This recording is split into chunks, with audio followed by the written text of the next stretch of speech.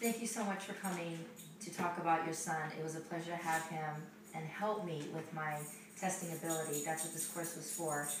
Not for you to use and go forward anywhere else, but to help me learn and understand what I'm trying to do in my future, which is be a writing specialist.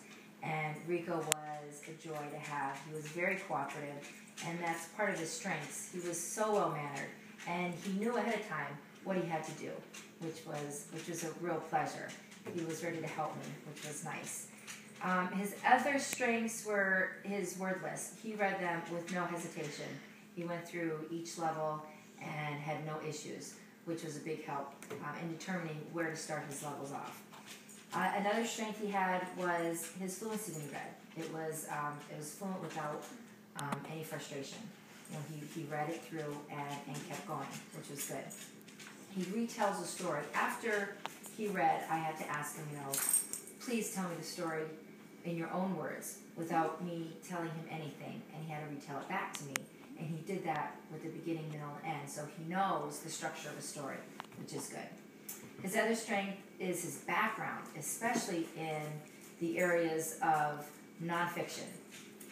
One story was about Lincoln, and another one was Martin Luther King, and he knew his history. He had prior knowledge, and that helped him with the content. So that was a great strength he had too. So he's remembering things that he's learning in school, which is a good thing. Another strength was his writing ability. I asked him to write me a story about anything he wanted, and of course it was about quads. And he wrote the story, and it had, again, a plot, a beginning, middle, and end, which is also a good thing that he did.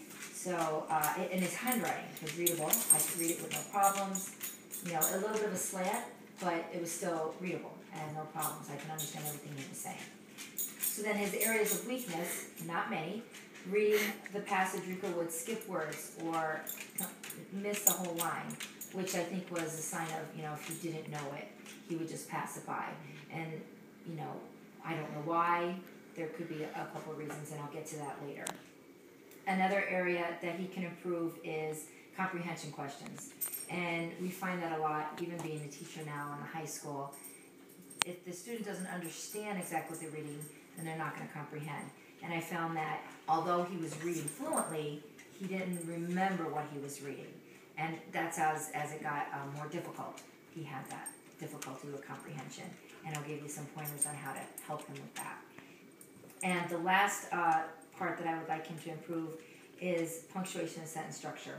Just that, so when he wrote his story, beginning, middle, end, plot, but then no punctuation. So it kind of just flowed all the way through with maybe one period with a whole paragraph. So nothing that practice won't fix.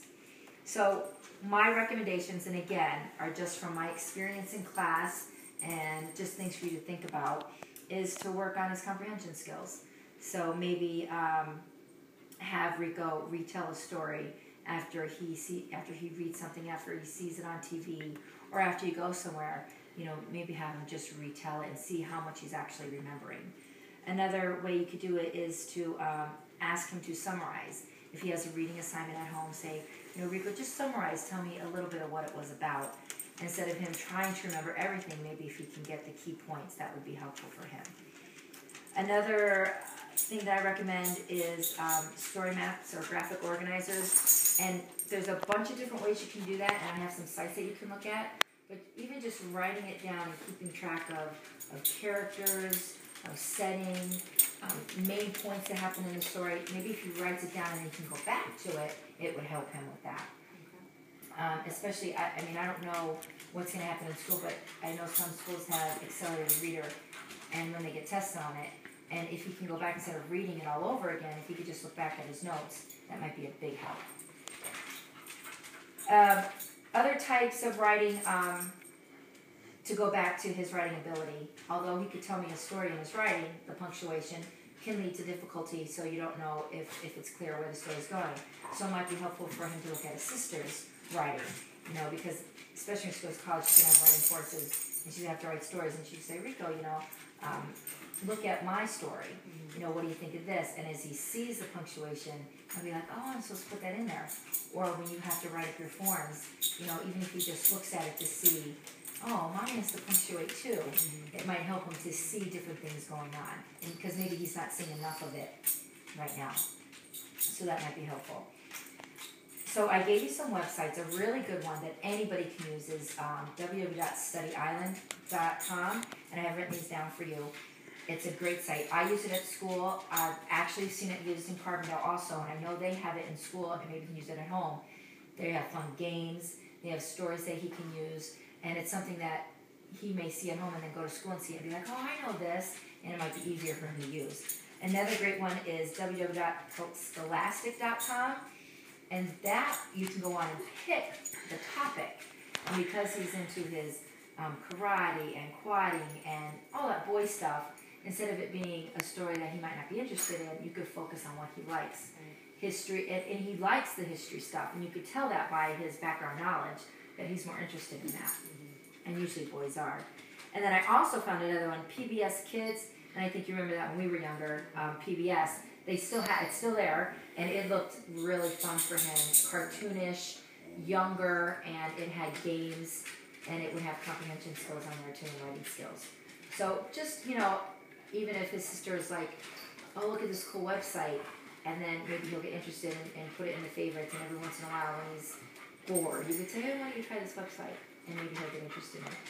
But I know technology is the big thing to do. Instead of just being paper and pencil, go onto the computer. Now the very last thing is, remember when I told you about him skipping words and skipping the whole line? He may need to see an optometrist, you know, an eye doctor again. You know, I don't know when the last time he was checked, but that could be a reason why he was skipping the word. Was he not noticing it? I don't know. You know, I don't know what caused him to actually skip the line. It could have been he didn't know it or he didn't see it. So that would be my very last recommendation. So overall, I mean, he's a great kid. He was willing and helpful, and he did a great job. And he was excited about it, you know, about helping me, which was really nice. And he did a great job. And I appreciate him helping me and you letting him help me, because it was a great experience.